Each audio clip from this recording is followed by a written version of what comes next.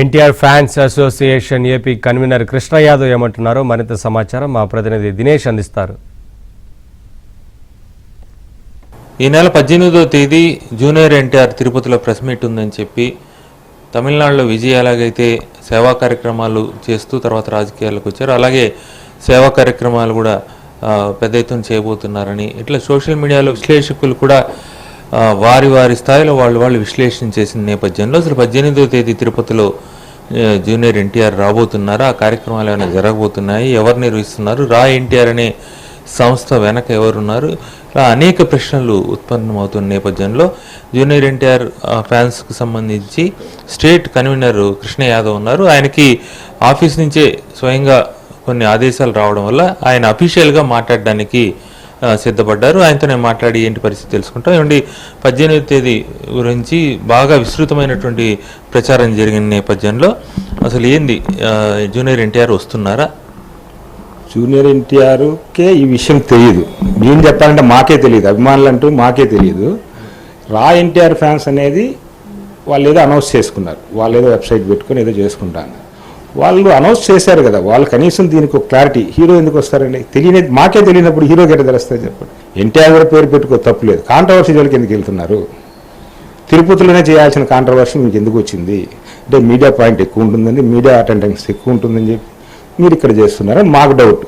మేము అప్పటికి 4 రోజులు చూసాం, అంతా ఎంక్వైరీ చేసాం. వీళ్ళు కనీసం ఒక స్టేట్మెంట్ కానీ ఇంత వాళ్ళకి జూనియర్ ఎన్టీఆర్ రారని వాళ్ళకి తెలుసు, అయినా ఎందుకు ప్రకటించాల్సి వచ్చింది? అలా ప్రకటించడం వెనక ఇంటెన్షన్ ఏంటి? మామూలు సేవా కార్యక్రమాలకు పరిమితం కాకుండా ఇలా ఎందుకు చేయాల్సి వచ్చింది? ప్రకటించిన వాళ్ళు చేసి ఉండాలి యాక్చువల్గా, వెంటనే అప్పటికప్పుడు ఈ రోజు ఒక మరుసటి రోజే చేస్తుంటే ఇంత కాంట్రవర్సీ అవ్వదు. ఇది ఏదో సేవా కార్యక్రమం లాగానే వెళ్ళిపోయింటుంది. ఇలాంటి చేసేవాళ్ళు కొన్ని వేల మంది హీరో గారికి ఉన్నారు. ఆన్లైన్లో నెట్స్ అన్నీ పెట్టుకొని వాళ్ళ స్థాయి కొద్దీ వాళ్ళ ఊర్లో చేసుకునే వాళ్ళు ఉన్నారు, స్టేట్ లెవెల్లో చేసేవాళ్ళు ఉన్నారు, ఇండియా లెవెల్లో చేసే అక్కడక్కడ ఉన్నారు. ఇది ఒక సంస్థలాగా ఒకటి ఉందనుకొని మేము గుమ్మిన ఉన్నాం, అంతే తప్ప వాళ్ళు ఎప్పుడు మాతో రియాక్ట్ అవ్వట్లేదు.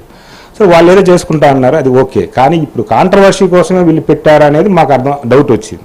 ఇప్పుడు దీన్ని మేము చూస్తూ ఉంటే కనీసం మా ఎన్టీఆర్ ఫ్యాన్స్లో కన్ఫ్యూజ్ క్రియేట్ చేస్తున్నారు. మీరైనా రాలాగా మాట్లాడుతున్నారా, లేదు నిజంగానే జూనియర్ ఎన్టీఆర్ ఫ్యాన్గా అఫీషియల్గా చెప్తున్నారు? నేను జూనియర్ ఎన్టీఆర్ ఫ్యాన్ అఫీషియల్గానే చెప్తున్నాను. ఆదేశాలు వచ్చిందా? ఆదేశాలు వచ్చాయని కదా, నేనే ఆదేశం నాకు తెలుసు కాబట్టి అవన్నీ నేను చూస్తూ ఉంటాను కాబట్టి. లాస్ట్ టైం కూడా చూశారు, క్యాన్సర్ పేషెంట్ అప్పుడు కూడా నేనే పోయి బెంగళూరు పోయి వాళ్ళతో వీడియో కాల్ అంతా మాట్లాడించి అన్నీ చేశాను.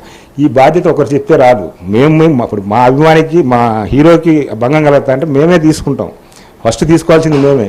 జూనియర్ ఎన్టీఆర్ కుటుంబ సభ్యులతో కానీ ఆయనకి దగ్గరగా ఉన్న వాళ్ళతో డిస్కస్ చేసుకున్నాం. మా ఆఫీస్లో మేము ఉంటాం, టీం ఉంది, మొత్తం స్టేట్ కమిటీ టీం అంతా ఉంది, వాళ్ళతో మాట్లాడుకున్నాం.